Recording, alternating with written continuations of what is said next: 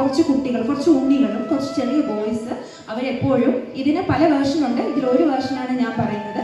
അപ്പോൾ അതിലവർ ആ കുട്ടികൾ എപ്പോഴും അവർക്ക് വിശക്കുന്ന സമയത്ത്, കളിച്ചിട്ട് അവർക്ക് വിശക്കുന്ന സമയത്ത് ഈ കടയിൽ നിന്ന് അവർ പഴം മോഷ്ടിക്കും. അവർ ഒരുപാട് പഴമൊന്നും മോഷ്ടിക്കത്തില്ല, അവരിങ്ങനെ പഴം മോഷ്ടിച്ചിട്ട് എല്ലാവരും കൂടെ ഷെയർ ചെയ്ത് കഴിക്കും. അപ്പോൾ ഈ കുട്ടികൾ അവർക്ക് വിശന്നിട്ടാണ് ചെയ്യുന്നത്, കളിച്ചിട്ട്, ചെറിയ കുട്ടികളാണ്, കുഞ്ഞു പിള്ളേരാണ്, അവരാണ് അത് ചെയ്യുന്നത്.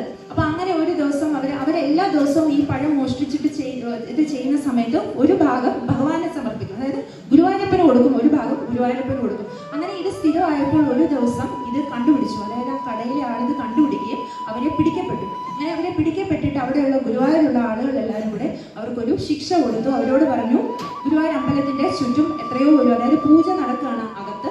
അപ്പൊ അവരോട് പറഞ്ഞു, നിങ്ങൾ ഗുരുവായൂർ അമ്പലത്തിൽ നിങ്ങളുടെ ശിക്ഷ എന്താന്ന് വെച്ചാൽ അമ്പലത്തിന് ചുറ്റും എത്രയോ ഒരു റൗണ്ട് നിങ്ങൾ ഓടണം എന്ന് പറഞ്ഞു. അപ്പോൾ അങ്ങനെ ഈ കുട്ടികൾ അവരെന്താ ചെയ്തതെന്ന് വെച്ച് കഴിഞ്ഞാൽ